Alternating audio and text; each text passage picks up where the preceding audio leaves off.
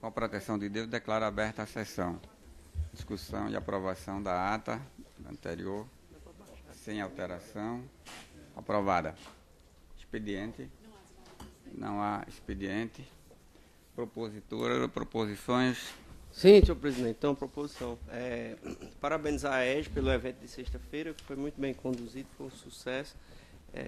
A palestra excepcional do doutor Vladimir, como a doutora Cibele, da doutora Lígia. Eu não pude estar presente na delas duas, mas eu tenho certeza que foram brilhantes.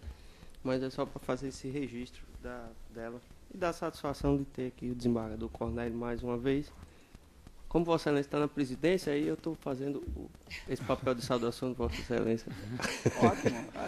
Tá vendo como é? Exatamente, não precisou nem eu pedir.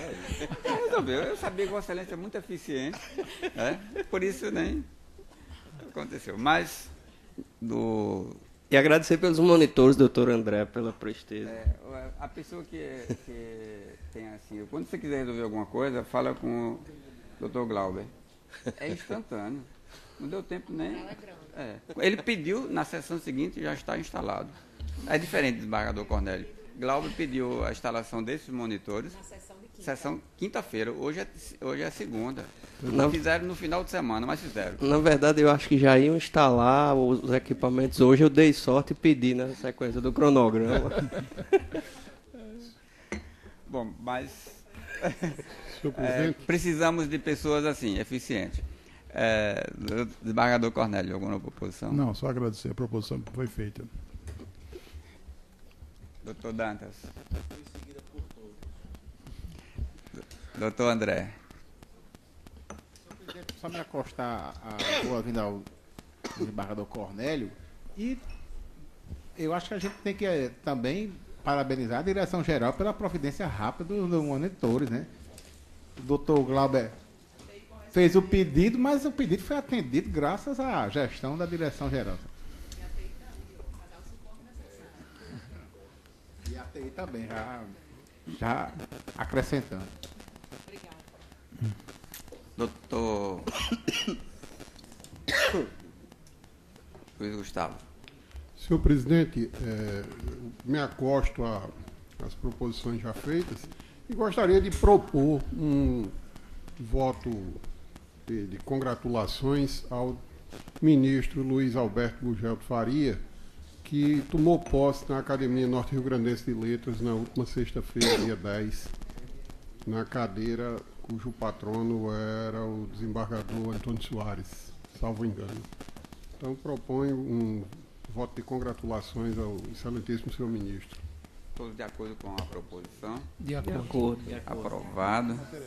Com a associação da procuradora. Doutor Vladimir.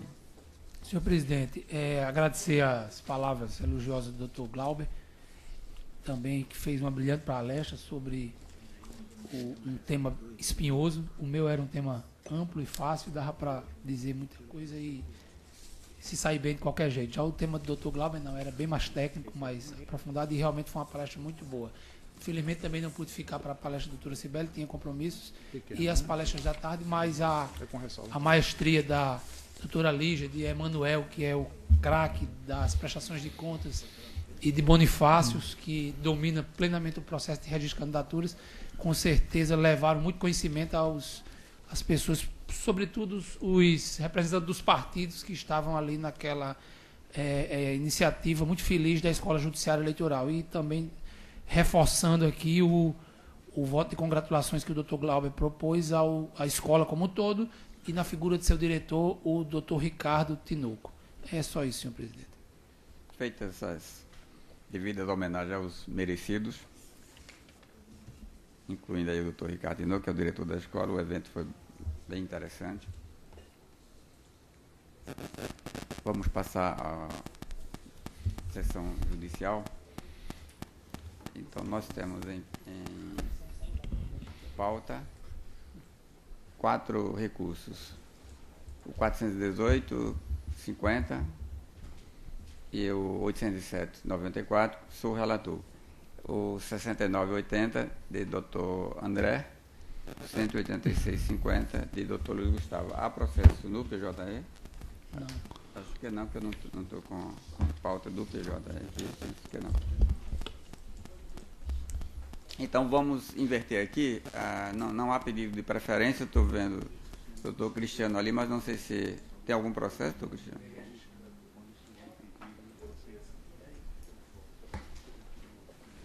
O 186, o último. Então o doutor Luiz Gustavo tem a palavra para relatar e julgar. Senhor presidente, o processo já identificado trata de recurso eleitoral interposto pela coligação Upanema em Boas Mãos, em face de sentença do juiz da 49ª Zona, que extinguiu sem resolução de mérito a AIGE por ela interposta contra Luiz Jairo Bezerra de Mendonça e Antônio Anísio Bezerra Júnior, candidatos aos cargos de prefeito e vice-prefeito no município de Upanema, nas eleições de 2016. Na origem, a coligação foi instada a emendar a inicial, por determinação do meritíssimo juiz, corroborando o parecer do Ministério Público de primeiro grau, em face da ausência de congruência lógica entre os fatos narrados e o pedido, faltando clareza na narração da causa de pedir. Foi intimada em 27 de fevereiro de 2018, conforme certidão consta dos autos, e só veio a apresentar o complemento à inicial em 20 de março de 2018. Sentenciando o feito, o juiz Acó declarou intempestiva a emenda apresentada, por não ter sido respeitado o prazo de 15 dias por ele ofertado e, reconhecendo a inépcia da inicial, extinguiu o feito sem resolução de mérito. E, resignada, a coligação interpôs recurso, argumentando que o juiz deve conhecer o direito, razão pela qual as razões jurídicas apresentadas pelo advogado não o amarram. Acrescentou que, ao relatar os fatos, atendeu o comando do artigo 22 da Lei Complementar 6490, não sendo aplicável ao caso o artigo 319 do CPC.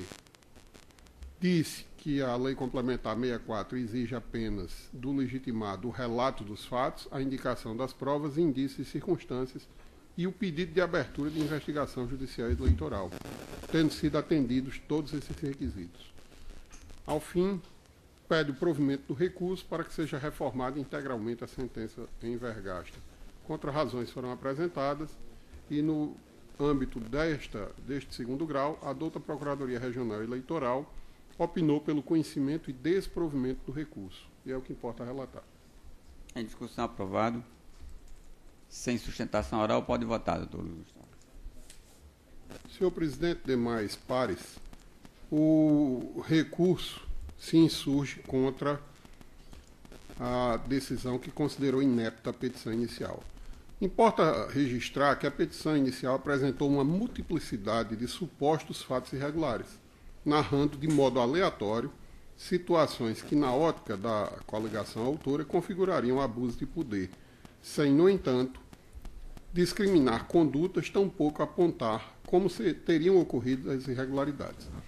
À guisa de exemplo, mencionando que na prestação de contas dos então investigados havia vários depósitos identificados com valores idênticos, feitos na mesma data com intervalos de poucos segundos, sempre na mesma agência, requereu a coligação autora que fosse oficiada à agência do Banco do Brasil de origem dos depósitos para enviar as imagens de vídeo do sistema interno de vigilância e ainda a intimação de todos os doadores para comprovar a capacidade financeira.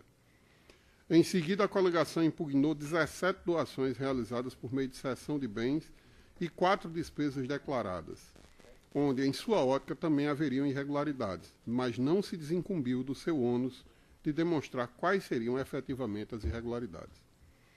Exemplo disso é quando diz que os preços de mercado são incompatíveis, mas não aponta, em momento algum, quais seriam os preços médios de mercado. Alegou ainda, de modo genérico, a incompatibilidade da condição social e econômica dos doadores, sem especificar qualquer destes casos, dizendo, por exemplo, quem seriam os doadores que não teriam rendimentos compatíveis. Requereu, por fim, a quebra de sigilo bancário e fiscal de cada um dos doadores declarados na prestação de contas dos recorridos, 43 pessoas no total, de modo absolutamente genérico, por todo o período eleitoral, além de várias outras diligências. Da simples observação da inicial, inexorável se concluir que a peça não possui uma narração coerente dos fatos, não havendo conclusão lógica a amparar os pedidos. O que a coligação autora fez foi somente listar possíveis irregularidades de modo unilateral e requerer, de modo absolutamente genérico, diligências ao juiz Acó. Segundo explica Nelson Nery, a petição inicial é um silogismo composto da premissa maior, premissa menor e conclusão. O que a toda evidência não encontra na peça, ante a ausência de conclusão lógica relativamente às narrações, o que deságua indubitavelmente na inépcia da peça, conforme disposição do CPC. Demais dito, como bem mencionado pelo magistrado, tal qual narrados os fatos na petição inicial, estar-se-á exigindo a investigação sobre toda a prestação de contas de campanha dos réus, de forma genérica e baseada em presunções subjetivas da parte autora, em nítido confronto com o direito de defesa. Noutra borda, impede ressaltar que, mesmo instada a emendar a inicial, a coligação recorrente deixou o seu direito precluir, ao não atender o chamado do juízo a tempo e modo. Ou seja, conquanto a coligação tivesse direito de emendar a inicial, na oportunidade que foi conferida pelo juiz, não o fez tempestivamente. Diante dessas circunstâncias, considerando a petição inicial de fato inepta, e que a mesma, conforme a doutrina preleciona, é pressuposto processual de validade, exigência de ordem pública, entendo não merecer reparo à sentença envergasta. E assim, senhor presidente e demais pares, eu encaminho meu voto em consonância com o parecer ministerial pelo conhecimento e desprovimento do recurso. E é como eu voto. Alguma discordância do Com o relator. Todos de acordo, então, decidido à unanimidade, desprovei do recurso conforme o voto do relator. Vamos chamar o processo, que é o terceiro, prestação de contas, do número 6980, de relatoria de Dr. André Luiz Pereira.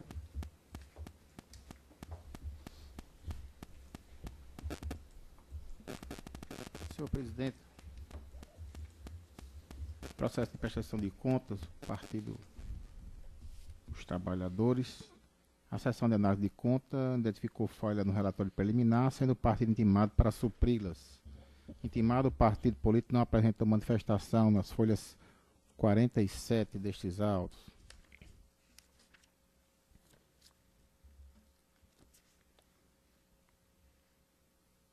Diante das irregularidades não sanadas, a SACEP emitiu parecer técnico pela desaprovação das contas, folhas 48 e 51. O Ministério Público Eleitoral opinou pela desaprovação das contas, acompanhando o parecer emitido pelo órgão técnico. Determinada nova intimação do partido, as folhas 69, para apresentar defesa, foram juntadas informações e documentos constantes das folhas 86 e 145. Com o retorno dos autos para nova análise, a SACEP emitiu parecer conclusivo, recomendando a aprovação com ressalvas, devido à falha de natureza meramente formal e de irregularidade na aplicação de recursos do fundo partidário, ressaltando a necessidade de recolhimento dos valores glosados no valor de R$ 2.310. A Procuradoria Regional Eleitoral, no parecer de folha 157, opinou pela desaprovação das contas. Senhor presidente, há um pedido também pela Partido dos Trabalhadores, de se restabelecer o prazo para defesa e produção das provas e excluir de pauta o presente feito do julgamento, em razão da publicação que houve. Na verdade, houve uma falha na publicação e foi identificado este processo, e quando, na verdade, esse processo, como já vimos aqui no relatório, ele foi intimado 2 vezes para apresentar a defesa, e eu estou encaminhando preliminarmente o indeferimento do pedido. Na verdade, a gente pode até...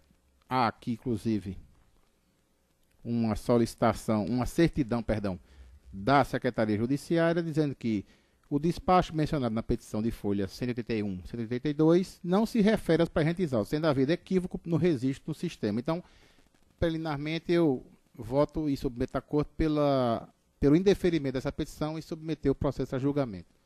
Então, na verdade, as publicações foram feitas corretamente. A verdade é que as partes foram identificadas erradas. Era referente a outro processo e identificou-se o Partido dos Trabalhadores e esse processo de prestação de contas.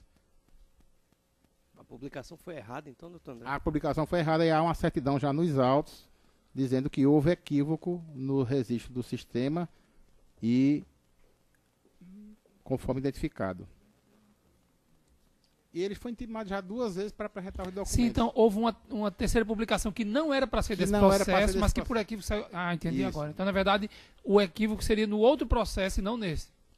Na verdade, nesse porque o que foram identificados estas partes. Mas né? as intimações necessárias foram feitas corretamente. Foram feitas e ele apresentou defesa 2 vezes. Né? Ele, inclusive, foi remetido novamente para a SACEP e foi feito um novo parecer com vista dos novos documentos apresentados pelo Partido dos Trabalhadores. Então quer dizer que mandou intimar 2 vezes corretamente. E depois Houve a a intimação na terceira terceira e você não era está pra- desistindo É, para julgar. o processo para outro, o despacho para outro processo, mas saiu a identificação do Partido dos Trabalhadores nestes autos que nós estamos submetendo a julgamento agora. Então, o equipe está na terceira intimação. Na Na terceira terceira necessária somente. nesse Ele agora processo. está desistindo e quer julgar, não é isso? Exatamente. Eu estou apreciando a petição pela retirada de hipótese para indeferir e submeter a julgamento. Essa E terceira intimação aqui foi errada, era para quê? é para outro processo. Era para defesa, mas de outra parte. Sim, Entendeu? certo. É que, na verdade, essa terceira intimação era desnecessária para este Pra processo. este Porque, na processo. verdade, o conteúdo dela se refere a outro A processo. outro processo, mas foi identificada as partes deste processo, né? Então, Já, inclusive, há certidão nos autos da Secretaria Judiciária dizendo que o despacho mencionado na petição de folha 18182, que é justamente esse pedido de adiamento, publicado no DJE, não se refere a presentes autos, tendo havido equívoco no registro no sistema. ok, com o relator pelo indeferimento do pedido. Então, indeferido o pedido. O erro foi do próprio gabinete, mas a certidão é da Secretaria Judiciária, é só isso para esclarecer. Indeferido o pedido, passamos ao julgamento do processo. Senhor presidente, a questão posta é que no parecer da SACEP, já no segundo parecer, após a diligência atendida pelo partido, foram detectadas ainda irregularidades que não implicam óbvio a confiabilidade e consistência das informações prestadas nas peças apresentadas, quais sejam divergência entre saldos das contas bancárias ao final do exercício e os demonstrados no balanço patrimonial, discrepância entre o valor declarado a título de repasses do fundo partidário e o que consta da informação pela direção nacional, divergência entre o valor informado no resultado líquido do exercício e o demonstrado no balanço patrimonial, ausência de assinatura do presidente e tesoureiro nas novas peças apresentadas. Conquanto o opinamento da Procuradoria Regional Eleitoral seja no sentido que a ausência de conciliação bancária é motivo para desaprovar as contas, alio-me ao parecer técnico da SACEP para considerar tal falha de natureza meramente formal, que não enseja desaprovação, e o faço com fundamento na jurisprudência deste tribunal e trago aqui algumas decisões. Uma decisão da relatora, a doutora juíza Berenice Capuchu. Por outro lado, foram detectadas irregularidades na comprovação de gastos realizados com recursos oriundos do fundo partidário em um total de R$ 2.310, que poderia implicar em tese em desaprovação. Deixou o partido de apresentar documentação fiscal comprobatória de parte destas despesas e quanto a uma outra de R$ 370, a agremiação justificou a aquisição de coroa de flores em razão de um falecimento de um dirigente partidário, sendo que tal justificativa não foi aceita pela SACEP por se tratar de despesa de acordo com o que preceitua o artigo 8º da Resolução TSE 21.841/2004. No entanto, o valor glosado dentro da jurisprudência desta Corte é irrisório, tendo em conta o volume de despesas de R$ 238.978,96, o que representa 0,96%. Em face do parâmetro do TSE, que vem entendendo que os percentuais de valores irregulares menor que 10% do total de recursos movimentados pela agremiação não é falha que prejudica a regularidade das contas, justificando a aplicação do princípio da proporcionalidade para afastar a desaprovação das contas. Sobre o assunto, coleciono aqui o precedente da ministra Luciana Lózio, que peço licença para não ler, está disponível para Vossa Excelência e é na esteira de julgados, que também trago deste tribunal. E, finalizando, das demais irregularidades, não existem indícios de que a conduta do partido tenha sido orientada pela má-fé, pelo propósito deliberado de prejudicar as atividades de fiscalização desta Justiça Eleitoral. Concluindo, considerando que as falhas inicialmente detectadas pela SACEP foram sanadas, remanescendo outras que no seu conjunto não comprometem a regularidade das contas como um todo, voto pela aprovação com ressalva da prestação de contas do Partido dos Trabalhadores relativa ao exercício de 2013, com fundamento no artigo 24, inciso 2 da Resolução TSE 21.841 de 2004. Nos termos do artigo 6º da Resolução TSE 21.841 de 2004, após o trânsito julgado desta decisão, espécie a seguir de recolhimento da União para que o partido recolha o valor referente à quantia irregularmente empregada no valor de R$ 2.310, apontado no parecer contábil de folha 150 e 151. É como voto, senhor presidente. Todos concordam Com o relator, senhor presidente. Aprovado o voto do relator, à unanimidade. Temos os dois processos de minha relatoria. Eu passo a presidência ao desembargador Cornélio. Pois não, recebo com muito prazer. E na sequência, o julgamento do recurso eleitoral 418/50. Com a palavra, desembargador. Então, o recorrente é Cristilene Bezerra de Azevedo e se refere o recurso à prestação de contas de sua campanha na condição de vereadora do município de candidata a vereadora no município de Serra Caiada, eleições de 2016. A sentença do juiz da zona eleitoral desaprovou a prestação contábil em razão de falta de extratos bancários de todo o período da campanha eleitoral. Alega-se que juntou todos os extratos antes do envio dos autos ao Ministério Público. Outro sim argumenta que, pelo princípio da razoabilidade, a prestação de contas deve ser aprovada. A Procuradoria opinou pelo desprovimento do recurso e assim é o relatório, senhor presidente. Relatório Então, aprovado. Passando ao voto, a matéria é bem simples e o que eu considerei é que, com a documentação apresentada mesmo em momento posterior, mas antes da sentença, o entendimento da Corte, desembargador presidente, é que essa complementação de documentação é admissível desde que antes da sentença. Se depois da sentença, o tribunal tem entendimento de não admitir para considerar a regularidade posterior. Nesse caso, a documentação foi apresentada antes e o parecer de análise de contas eleitorais da Secretaria desta Corte concluiu pela regularidade das contas, quer dizer, a documentação sana as irregularidades apresentadas. De modo que eu estou votando pela aprovação das contas, senhor presidente, na verdade, dando provimento ao recurso. Alguma divergência? Com o relator, senhor presidente. Então, unanimidade nos termos do voto do relator. Na sequência, o recurso eleitoral 807/94. Com a palavra, o desembargador Ibanez. Muito bem. O recorrente é Robson Soares Dantas, recorrido ao Ministério Público Eleitoral. E, neste caso, o recurso versa sobre a prestação de contas do candidato ao cargo de vereador do município de Natal. A sentença do juiz da primeira zona indeferiu seu pedido de devolução de prazo para cumprimento de diligências e desaprovou sua movimentação contábil nas eleições de 2016. Alega cesseamento de defesa diante da negativa da prorrogação do prazo, argumentando que, na época, o contador se encontrava hospitalizado e que as irregularidades encontradas não foram de cunho específico do candidato, e sim do contador, não podendo ser penalizado por ato que não lhe competia. Esclarece que, juntamente com sua súplica, acustou aos autos a retificadora e o atestado médico de seu contador para que, desconsiderado o prazo legal, como exceção e garantido o direito de defesa, sejam apreciadas as irregularidades que, a teor das razões, encontram-se sanados. Por fim, para que seja reconhecida a violação ao contraditório e à ampla defesa, maculando a sentença recorrida e que seja aprovada com ou sem ressalva sua prestação contábil. E o Ministério Público, ainda em primeiro grau,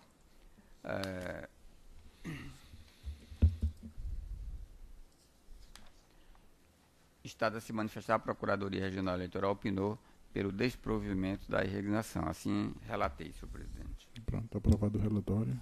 Sequência. Bom, senhor presidente, eu vou resumir o voto, porque a matéria de respeito é mais uma questão de procedimento.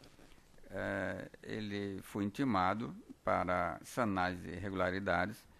22 dias úteis depois de intimados, aqui tentou justificar o atraso ou a não apresentação da documentação com um atestado médico do contador, dizendo que seria culpa do contador que estava doente. No entanto, esse prazo bem amplo não pode ser considerado, ainda assim, como cerceamento de direito de defesa. Eu transcrevo várias decisões da jurisprudência eleitoral e, ao final, voto em consonância com o parecer da Procuradora Regional por desprover o recurso, senhor presidente.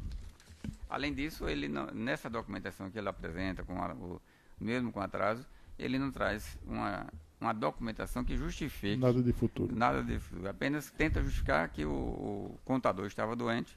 Desembargador Ibanez, e tem um aspecto, a documentação ele não traz nos 22 dias, não, ele traz depois da sentença, né? Depois da sentença. Na verdade, nos 22 dias ele apenas pede para prorrogar o prazo. Se ao invés exatamente. de pedir para prorrogar o prazo, ele tivesse apresentado a documentação, Aí seria sido a situação exatamente, do processo né? anterior e estaria resolvido. Mas Estaria ele resolvido o problema. sequer apresenta, ele pede para prorrogar o prazo. Alguma divergência do voto do Com o relator? relator. Então, na unanimidade, nós temos o voto do relator pelo desprovimento, né, do recurso. Devolvo a presidência a Vossa Excelência. Bom, os processos em pauta foram julgados. Hoje não temos nenhuma dificuldade com o PJE, não temos processo no PJE. Amanhã, né? Amanhã tem. Então, não temos mais processos a julgar. Está encerrada a sessão. Agradeço a todos e amanhã teremos sessão no horário regimental.